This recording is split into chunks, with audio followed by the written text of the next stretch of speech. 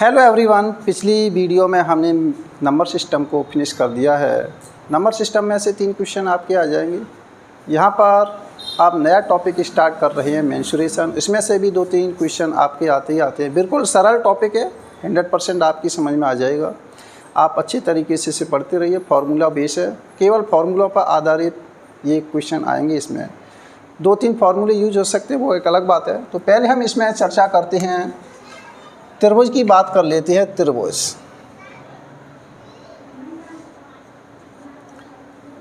त्रिभुज में पहले हम लेते हैं समकोण त्रिभुज। समकोण त्रिभुज, राइट एंगल ट्रायंगल की बात कर लेते हैं।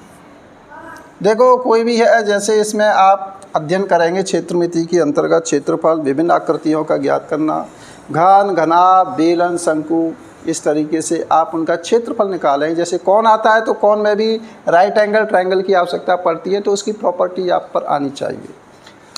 अब इसमें क्या है, जैसे राइट एंगल ट्रायंगल है, यहाँ पर समकोण त्रिभुज है, ABC, इसको नाम दे दिया है। समकोण के सामने की जो साइड है इसको कर्ण कहा जाता है। ये कोण थीटा है तो इसको हम क्या बोलेंगे, लंब बोलेंगे। ये भुजा इसकी आधार है। कर्ण आपको निकालना है तो कर्ण बराबर आता है अंडर रूट, समकोण के सामने की भुजा को कर्ण कहा जाता है, आधार का स्क्वायर प्लस लंब का स्क्वायर। अगर आप यहाँ से आधार निकालते हैं तो यह आ जाएगा अंडर रूट कर्ण का स्क्वायर माइनस लंब का स्क्वायर। अगर लंब निकाला जाता है तो अंडर रूट कर्ण का स्क्वायर माइनस आधार का स्क्वायर। तो इस प्रकार ये आपके 3 फॉर्मूले हैं। अब इसके हम क्षेत्रफल की बात कर लेते हैं। राइट एंगल ट्रायंगल का त्रिभुज का क्षेत्रफल, त्रिभुज ABC का क्षेत्रफल, एरिया की बात कर लेते हैं। 1/2 आधार गुणा ऊंचाई, ये इसका क्षेत्रफल होता है। अब यहाँ ऊंचाई ये वाली ली जाएगी, इसकी आधार इसका क्या हो जाएगा, ये हो जाएगा। तो त्रिभुज ABC का क्षेत्रफल बराबर होता है 1/2 आधार गुणा ऊंचाई। ये कौन से भी त्रिभुज में ये लागू किया जा सकता है, या कोई ज़रूरी नहीं है कि राइट एंगल ट्रायंगल ही हो। अगर ये क्षेत्रफल आपको निकालना है तो एक और बता देंगे हम, विषमबाहु त्रिभुज या कोई जैसे इस टाइप का है। ये वाली साइड इसमें 5 है, ये वाली साइड इसमें 6 है मान लो। अगर इसकी ऊंचाई की बात करें तो यहाँ पर इसकी जो ऊंचाई है, हाइट है, या 6 नहीं मानी जाएगी। 5 सेमी नाम दे दिया, 6 सेमी नाम दे दिया, तो यहाँ पर 6 सेमी नहीं, इसकी ऊंचाई ये वाली मानी जाएगी। फिर इस तरीके से ये वाली ऊंचाई अगर यहाँ पर 4 है तो 4 मानी जाएगी। तो इसका क्षेत्रफल हो जाएगा 1/2 आधार गुणा ऊंचाई। ऊंचाई ये वाली मानी जाएगी, ना कि 6 मानी जाएगी। इस टाइप की गलती बच्चे कर देते हैं, ये गलती नहीं होनी चाहिए। 2 दूनी 4, 5 2 10। तो इसका क्षेत्रफल कितना आ जाएगा, इस वाले ट्रायंगल का क्षेत्रफल आ जाएगा यहाँ पर 10 स्क्वायर यूनिट, 10 वर्ग इकाई आ जाएगा इसका। और इसमें समकोण त्रिभुज में और हम लेते हैं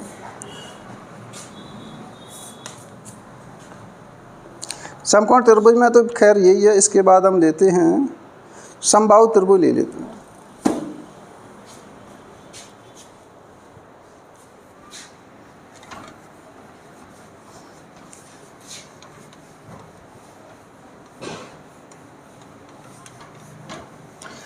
फार्मूले इंपॉर्टेंट है, इसमें थोड़ा कॉन्सेप्ट है, कॉन्सेप्ट पर भी ध्यान देना। कॉन्सेप्ट तो अपने आप आ जाएगा जब आप एनालिसिस करेंगे। कोई प्रश्न है, प्रश्न में कॉन्सेप्ट लगेगा तो वो खुद आप एनालिसिस कीजिए कि इसमें किस टाइप का कॉन्सेप्ट लगेगा।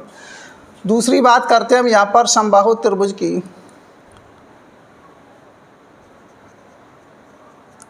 समबाहु त्रिभुज, इसके नाम से स्पष्ट हो रहा है कि ऐसा ट्रायंगल जिसकी सभी साइड कैसी हो, इक्वल हो, वो समबाहु त्रिभुज कहलाता है।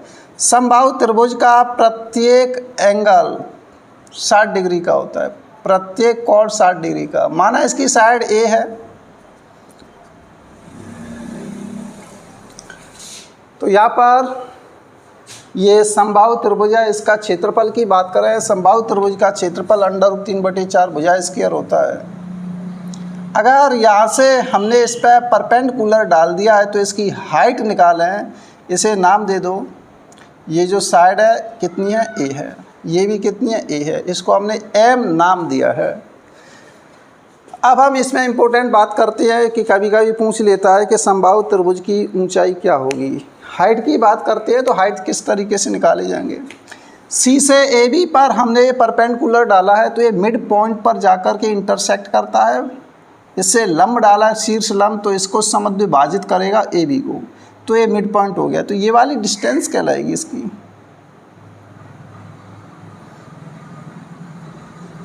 a/2। त्रिभुज सी एम बी में राइट एंगल ट्रायंगल है, तो यहाँ में सी हमें निकालनी है C M under root right angle triangle. Right angle के सामने की साइड क्या है, ए, तो ए स्क्वायर, ये कर्ण कहलाता है, a/2 का स्क्वायर। इसको सॉल्व करें तो ए स्क्वायर माइनस ए स्क्वायर अपॉन 4, इसको सॉल्व करते हैं तो 4 × 1 = 4, 3a square upon 4 under root 3a/2 आ जाएगा सी एम। ये सी एम आ गई। तो इस तरीके से आप जो इक्विलेटरल ट्रायंगल यहाँ पर दिखाई दे रहा है समबाहु त्रिभुज है, समबाहु त्रिभुज की जो ऊंचाई का फॉर्मूला होता है ये होता है √3a/2 √3a/2। अब इसके क्षेत्रफल की बात कर लेते हैं। त्रिभुज ABC का क्षेत्रफल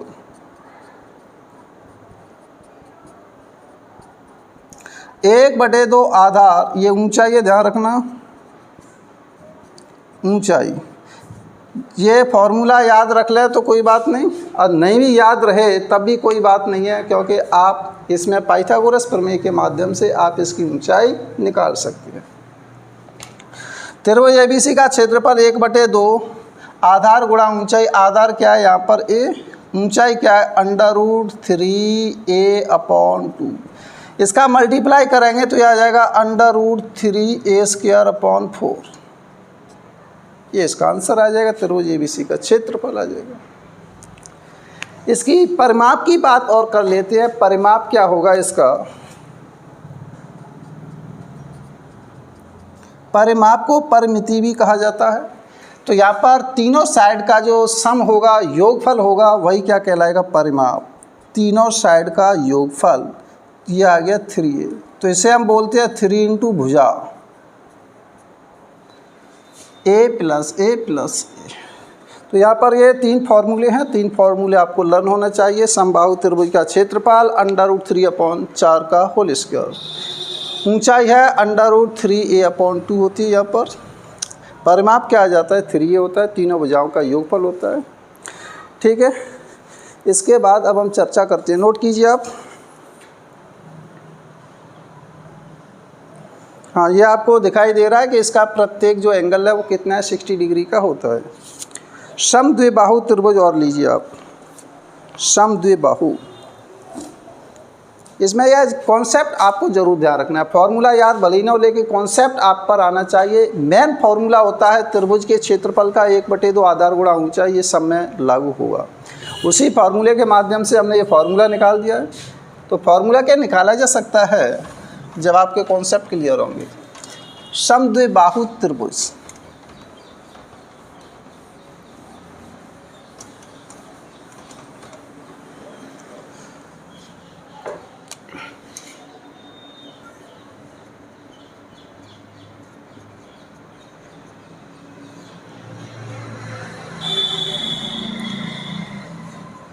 समद्विबाहु जिसकी 2 साइड कैसी हों, समान हो। चलो ऐसे नहीं, केवल 2 साइड हम समान करेंगे। यहाँ पर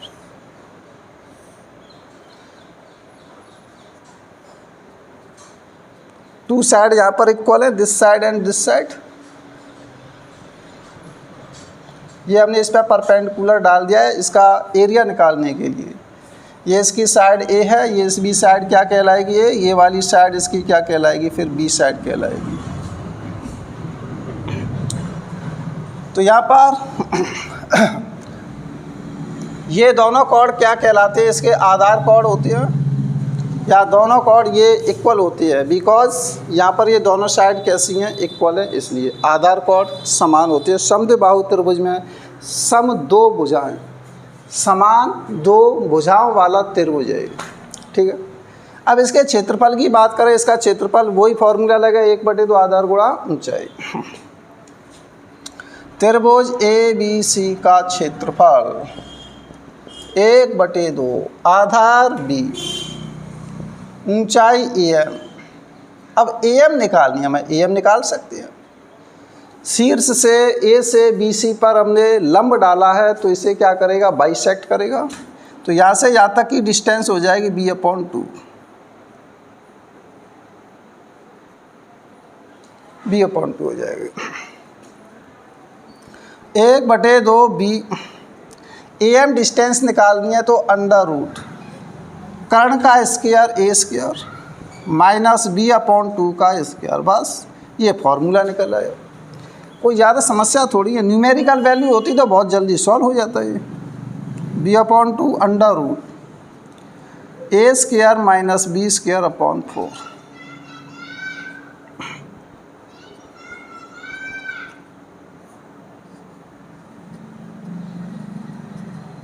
B² 4 आएगा, वर्गमूल से बाहर निकालें तो 2 आ जाएगा।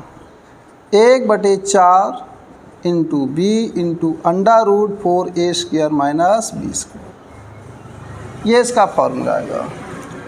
एरिया ऑफ त्रिभुज ABC, समद्विबाहु त्रिभुज का क्षेत्रफल B/4 under root 4A² minus का B²। यहाँ पर आपको फॉर्मूला लर्न नहीं होता है तब भी कोई बात नहीं है, कॉन्सेप्ट है, ये कॉन्सेप्ट आप पर ज़रूर आना चाहिए, ये ध्यान रखना। ये कॉन्सेप्ट फॉर्मूला प्रूव किया गया है, ये आप पर ज़रूर आना चाहिए। यहाँ पर गिवन साइड क्या है, यहाँ पर A है, एक गिवन साइड क्या है, यहाँ पर B है। जो समान भुजाएं होती है वो वाली साइड A से रिप्रेजेंट किया गया है, आधार जो भुजा है उसे B से रिप्रेजेंट किया गया है। फॉर्मूला लर्न नहीं है, कोई बात नहीं है, लर्न मत कीजिए, लेकिन ये जो कॉन्सेप्ट है, हमने इसकी हाइट कैसे निकाली है, हाइट निकालना ये आना चाहिए। हाँ, नेक्स्ट इसके परिमाप की बात करें तो परिमाप तो निकाल सकते हैं, तीनों भुजाओं का क्या होता है, योग होता है। ये लो परिमाप भी इसका निकाल दें। परिमाप A+A+B, इसको आप लिख सकते हैं 2A+ का B, जैसे इसका आंसर। इसके बाद अब हम लेते हैं विषम बाहु त्रिभुज।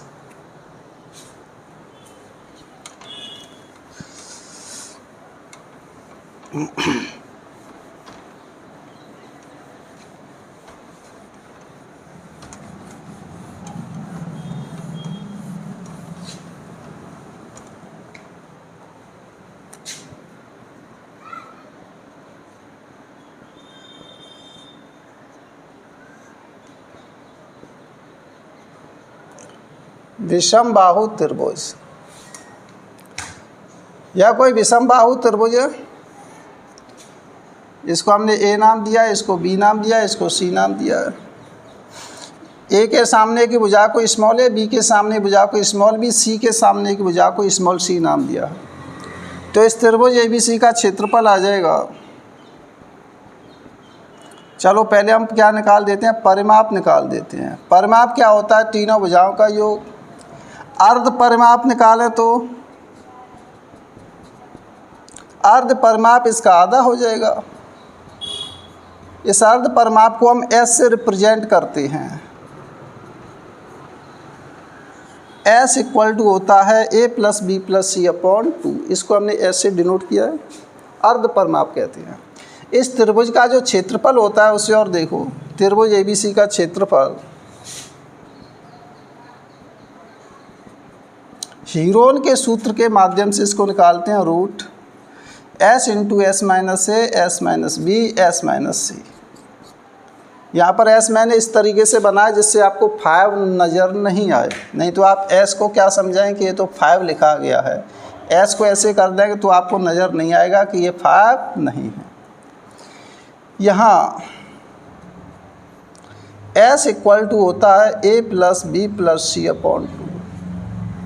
तो विषम बाहु त्रिभुज है, इसका क्षेत्रफल का फॉर्मूला होता है root S into S minus A S minus B S minus C. ये ज़रूर आप याद कर लेना, ये फॉर्मूले तो आप पर आने ही चाहिए। इसके परिमाप की बात कर लेते हैं। परिमाप तो ये रहा A प्लस बी प्लस सी, ये इसका फॉर्मूला हो गया। और बेसिकली अगर इसकी हाइट मालूम हो और इसका आधार मालूम हो तो आप ऐसे भी निकाल सकते हैं। त्रिभुज ABC का क्षेत्रफल 1/2 आधार इंटू ऊंचाई।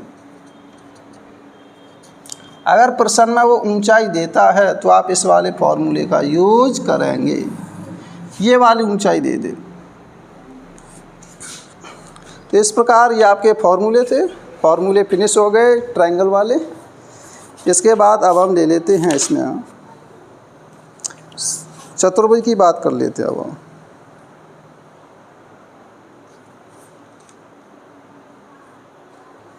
चतुर्भुज,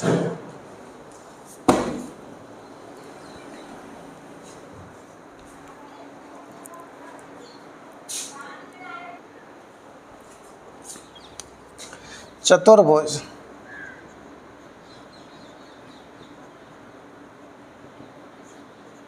चतुर्भुज की बात कर लेते हैं। यह कोई चतुर्भुज है, कैसा भी कोई चतुर्भुज हो सकता है, इससे कोई मतलब नहीं।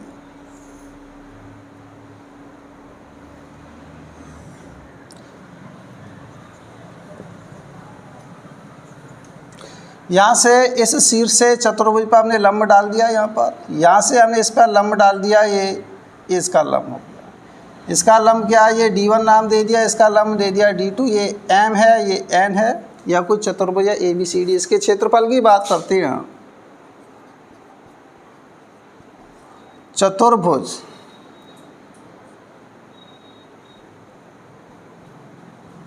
ABCD का क्षेत्रफल, तो पहले तो इस त्रिभुज का क्षेत्रफल निकाल देते हैं। 1/2 आधार क्या है इसका AC, ऊंचाई क्या हो जाएगी इसकी D1 प्लस 1/2 आधार क्या रहेगा AC, ऊंचाई हो जाएगी D2। 1/2 AC इसमें से क्या आ रहा है कॉमन, 1/2 AC आप ऐसे लिखेंगे, ये आ जाएगा D1 प्लस D2। तो यहाँ पर इसका ये फॉर्मूला प्राप्त हो रहा है 1/2 AC क्या है, यहाँ पर विकर्ण है, 1/2 विकर्ण इंटू विकर्ण पर डाले गए लंबों का योगफल। विकर्ण पर डाले गए लंबों का योगफल, ये ध्यान रखना है इसमें। चतुर्भुज ABCD के क्षेत्रफल का फॉर्मूला होता है 1/2 इंटू विकर्ण पर डाले गए लंबों का योगफल। यहाँ पर ये योगफल है। इस तरीके से चर्चा कर लेते हैं। अब हम समांतर चतुर्भुज की बात कर लेते हैं।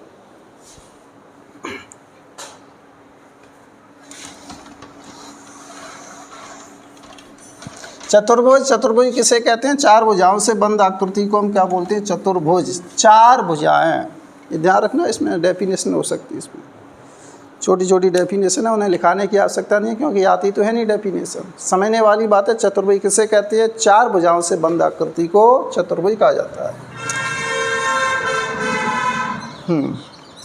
समांतर चतुर्भुज ले लेते हैं।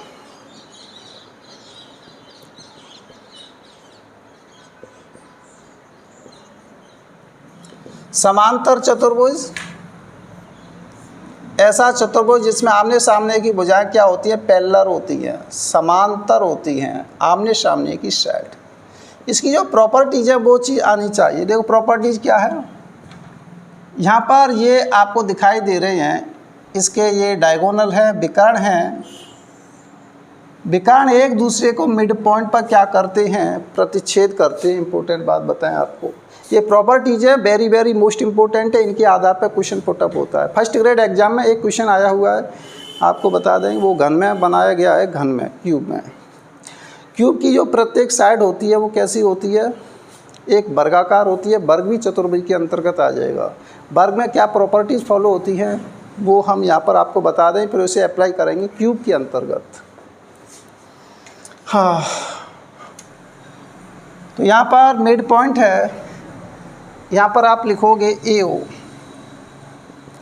इक्वल टू OC और BO इक्वल टू क्या है OD। समांतर चतुर्भुज में प्रत्येक विकर्ण एक दूसरे को मिड पॉइंट पर क्या करते हैं, प्रतिच्छेद करते हैं। इसका मतलब ये जो विकर्ण है AC को समद्विभाजित विभाजित करता है, समान दो भागों में बांटता है, और AC BD को भी समान दो भागों में विभाजित करता है। हाँ, और इसमें क्या होता है, AC is not equal to BD। समांतर चतुर्भुज में दोनों विकर्ण होते हैं वो आपस में बराबर नहीं होते हैं। यहाँ पर ये विकर्ण है, विकर्ण AC is not equal to विकर्ण BD। लिखना चाहो लिख दो, यहाँ पर विकर्ण AC is not equal to विकर्ण BD। चारों भुजाओं की बात करते हैं, आमने सामने की भुजा आमने सामने की क्या होती है, बराबर। भुजा AB बराबर क्या आ जाएगा, भुजा CD। भुजा BC इज इक्वल टू होगा भुजा AD। और इसमें आमने सामने की वो जो भुजाएं हैं वो भी क्या होती है, पैरेलल होती है। BC पैरेलल AD के क्या हो जाएगी, पैरेलल। और एक बात और बताएं, यहाँ पर ये जो कोण हैं ये एक दूसरे के क्या होते हैं, बराबर होते हैं। एंगल A एंगल C के इक्वल टू होगा।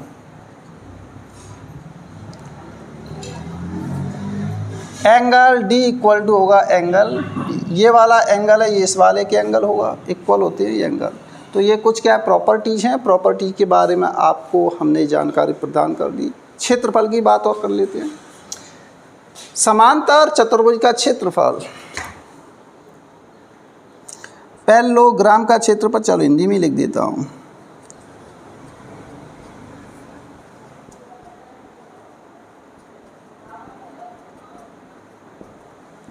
समांतर चतुर्भुज का क्षेत्रफल।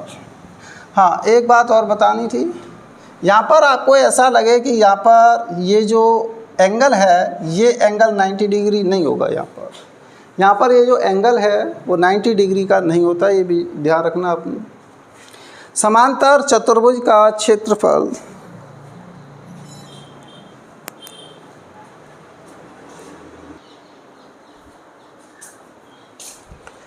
एक बटे दो आधार गुणा ऊंचाई। अब सुनिए, यहाँ पर ये जो हमने फॉर्मूला लगाया है 1/2 आधार गुणा ऊंचाई, इसका जो आधार है ये है, इसका जो ऊंचाई है ये हमने नाम दे दिया है। तो यहाँ पर इस वाले ट्रायंगल का क्या आ जाएगा, क्षेत्रफल आ जाएगा। इसमें दो जो ट्रायंगल बन रहे हैं, एवरी इसका जो डायगोनल होता है, विकर्ण होता है, वो इसे समान दो भागों में क्या करता है, विभाजित करता है। तो समांतर चतुर्भुज का क्षेत्रफल आ जाएगा 1/2 आधार गुणा ऊंचाई, और इसका क्या कर देंगे, दुगुना, क्योंकि 1/2 आधार गुणा ऊंचाई ये इस ट्रायंगल का एरिया प्राप्त हुआ है। 2 से 2 कैंसिल हो जाएगा, तो ये आ जाएगा आधा गुणा ऊंचाई, ओनली ये प्राप्त होगा।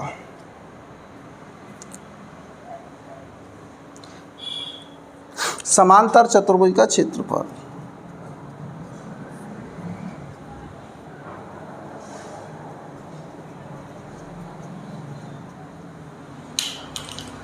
तो समांतर चतुर्भुज का क्षेत्रफल आधार गुणा ऊंचाई।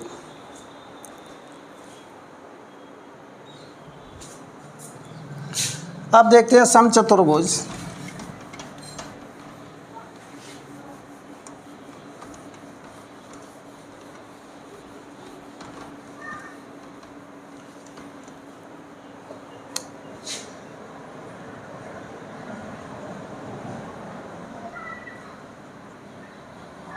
समचतुर्भुज होता है वो पतंगाकार आकृति वाला होता है।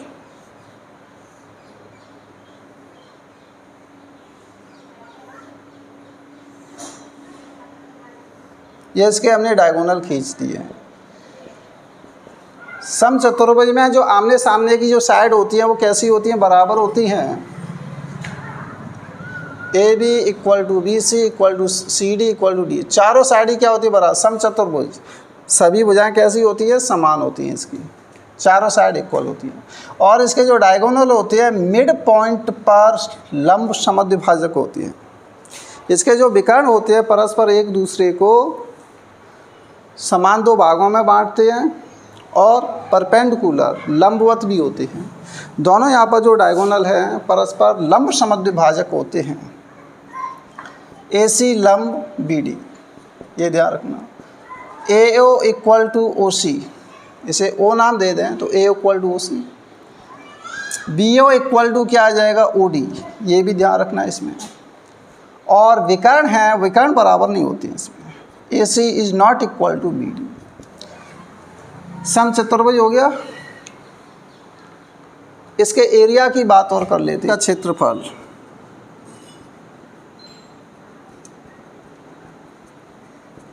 समचतुर्भुज का क्षेत्रफल होता है 1/2 इंटू विकर्णों का गुणनफल।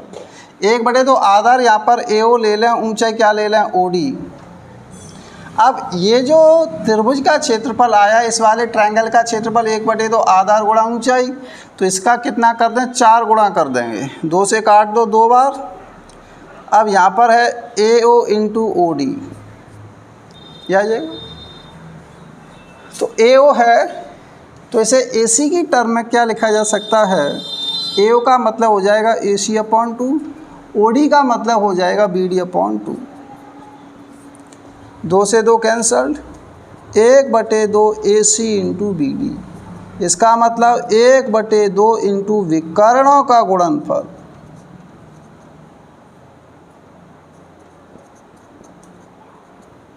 एक बटे दो इंटू विकर्णों का गुणनफल, ये समचतुर्भुज के क्षेत्रफल का फॉर्मूला होता है। इसके परिमाप की बात कर लेते हैं तो चारों जो साइड है इनका क्या हो जाएगा, सम। परिमाप आ जाएगा A plus A plus A। 4 into भुजा, 4 इंटू भुजा, ये इसका परिमाप कहलाएगा। नेक्स्ट आगे की ओर हम चलते हैं।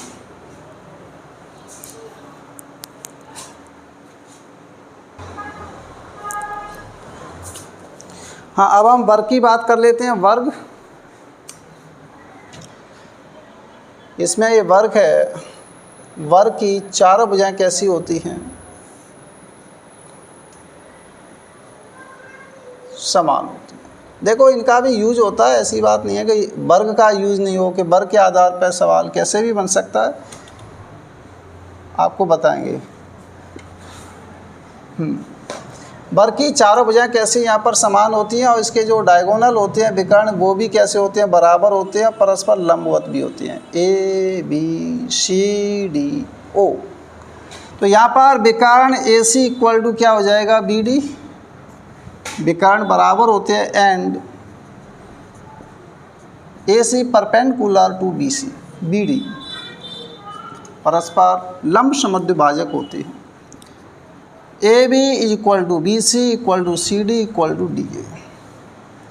और एंगल यहाँ पर जो है ये हमने बता दिया है।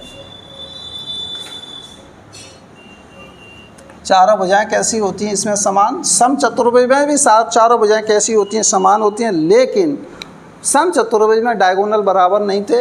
यहाँ पर इसके जो डायगोनल है, इसके जो विकर्ण हैं वो कैसे होते हैं, बराबर होते हैं, ध्यान रखना है इसमें। वर्ग की बात कर लेते हैं।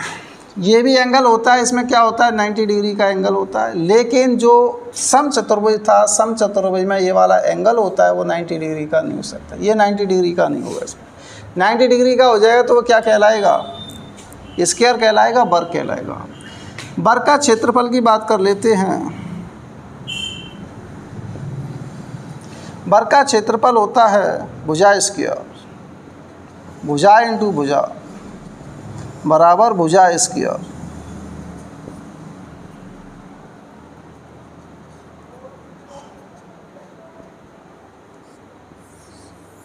वर्ग के परिमाप की बात करें, 4 इंटू भुजा। वर्ग का परिमाप का क्षेत्रफल। अगर आपसे ये कहा जाए कि वर्ग के विकर्ण की लंबाई, क्योंकि यहाँ पर वर्ग के विकर्ण की लंबाई निकाली जा सकती है, तो अंडर रूट क्या आ जाएगा A square plus A square under root 2a square under root 2a under root 2 into भुजा। यह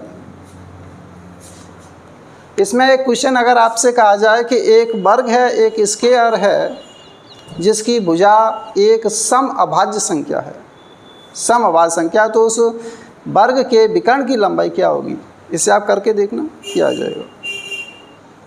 इसके बाद हम लेते हैं आयत।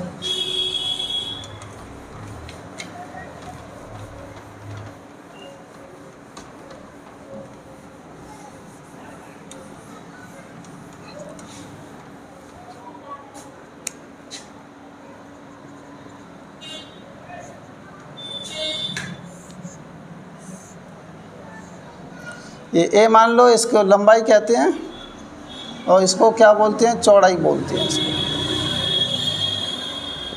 ए बी सी डी आयत के जो विकर्ण होते हैं परस्पर लंबवत नहीं होते हैं, विकर्ण बराबर तो होते हैं इसके, ए सी बराबर बी डी, लेकिन यहाँ पर परपेंडिकुलर की कंडीशन इसमें फॉलो नहीं होती है, परपेंडिकुलर नहीं होती इसमें। A B is equal to C D और A D is equal to B C, आमने सामने की जो भुजाएं वो कैसी होती हैं, बराबर होती हैं इसमें। आयत के क्षेत्रफल की बात करें, लंबाई गुणा चौड़ाई आयत का क्षेत्रफल होता है।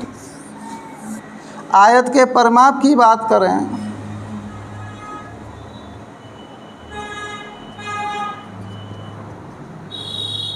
आयत का परिमाप लंबाई प्लस चौड़ाई प्लस फिर आ जाएगी लंबाई प्लस चौड़ाई, 2 इंटू लंबाई प्लस चौड़ाई, ये प्राप्त हो जाएगा आयत का परिमाप।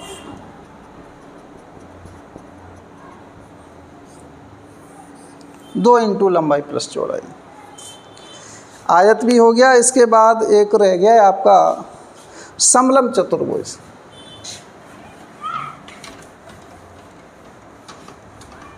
ये कुछ कॉन्सेप्ट हैं, बीच में भी आ जाता है, जैसे आपको कुछ पढ़ा रहे हैं, कौन पढ़ा रहे हैं, कौन में सर्कल आ जाता है, सर्कल भी चर्चा करेंगे इसमें। समलंब चतुर्भुज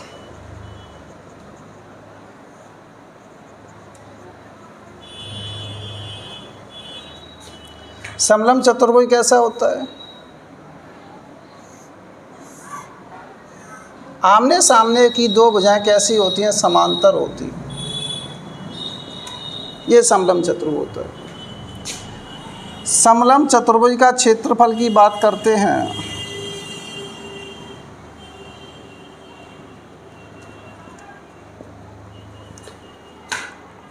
एक बटे दो समांतर भुजाओं का योग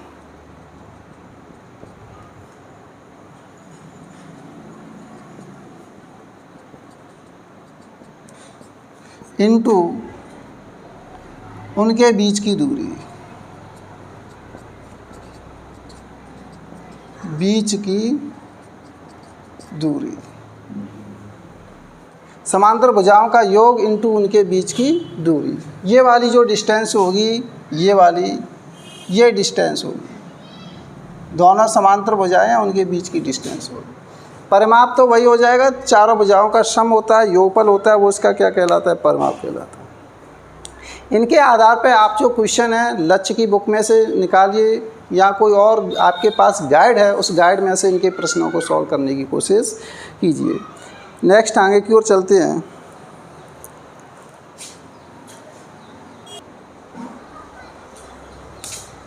वृत्त की बात और कर लेते हैं, सर्कल की।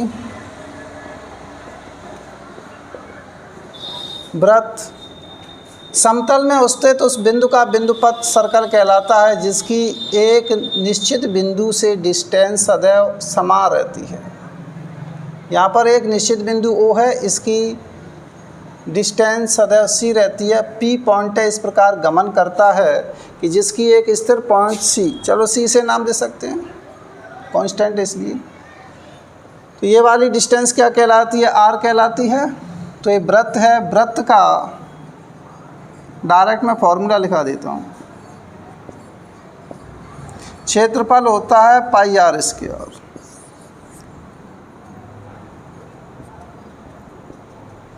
वृत्त का व्यास, व्यास होता है इसका 2r। वृत्त की परिधि की बात करते हैं, परिधि होती है 2 पाई r। परिधि में व्यास का भाग लगा देते हैं तो वो क्या कहलाता है, पाई कहलाता है। परिधि में किसका भाग लगाएं, व्यास का। पाई इक्वल टू होता है परिधि अपॉन व्यास, उसे हम क्या कहते हैं, पाई कहते हैं। अच्छा, इसमें एक बात और बताएं हम आपको। चलो कुछ एग्जाम्पल ले लेते हैं, इसके आधार पर बहुत अच्छे सवाल बन सकते हैं।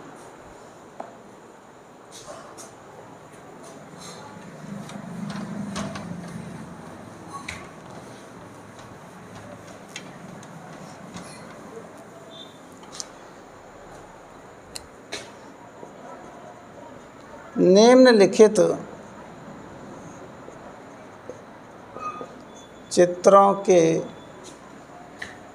चित्रों में परिमाप ज्ञात कीजिए। परिमाप निकालना है प्रत्येक चित्र का। पहला जो चित्र है, पहला मैंने इस तरीके से बना दिया है।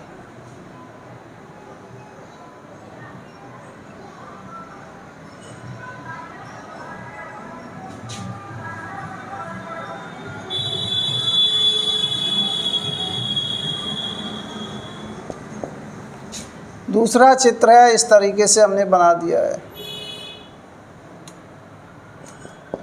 दो ही बहुत हैं, कोई दिक्कत नहीं। दोनों से कॉन्सेप्ट पकड़ में आ जाएगा। ये इसकी आर है त्रिज्या, ये इसकी रेडियस आर है। तो इस चित्र का पहले का हम सॉल्यूशन निकालें, हल, फर्स्ट का हल। तो यहाँ से चलना प्रारंभ करेंगे, वापस उसी स्थान पर आना होता है, वो उसका क्या कहलाता है, परिमाप कहलाता है। तो परिमाप पहले का आ जाएगा,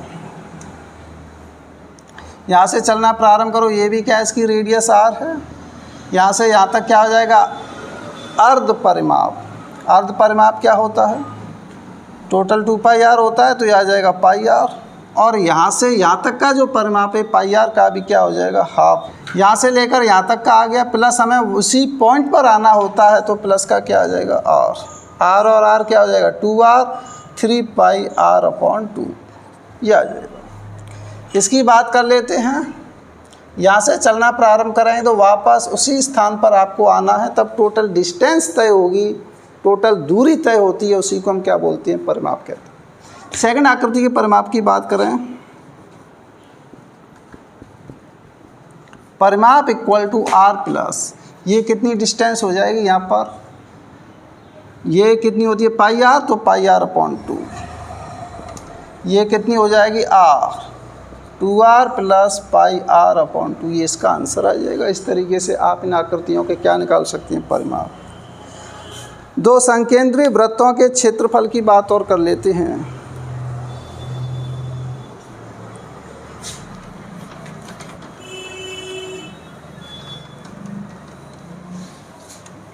दो संकेंद्रीय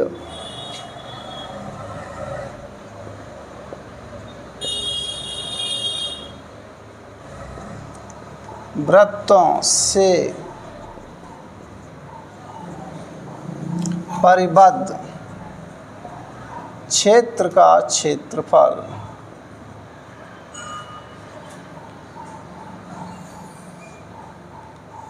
दो संकेंद्र, यहाँ पर ये वृत्त ले लिए, ये इसकी रेडियस r1 मान ली, इसकी रेडियस को हमने r2 नाम दे दिया है।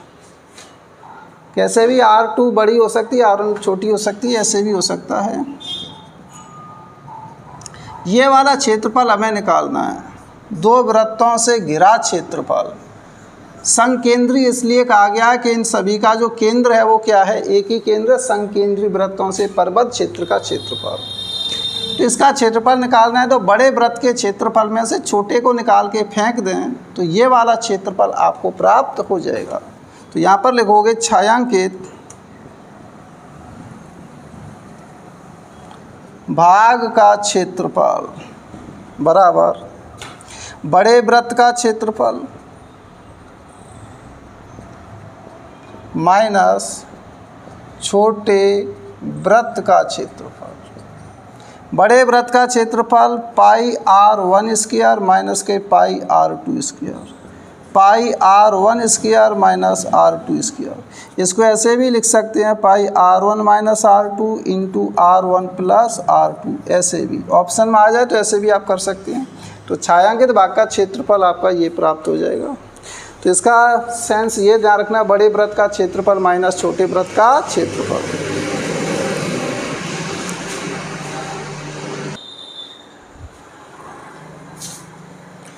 हाँ, यहाँ पर ये देखो मैंने एक क्वेश्चन लिख दिया। यहाँ पर एक वृत्ताकार खेल के मैदान की त्रिज्या 250 मीटर है। ज्ञात कीजिए कि इसकी सीमा पर साइकिल द्वारा कितने चक्कर लगाने पर 11 किलोमीटर की दौड़ पूरी हो जाएगी, आपको निकाल के दिखाना है और इसका आंसर आपको डिस्क्रिप्शन बॉक्स में देना है। देखते हैं कि कौन कौन इसे कर पाता है या नहीं।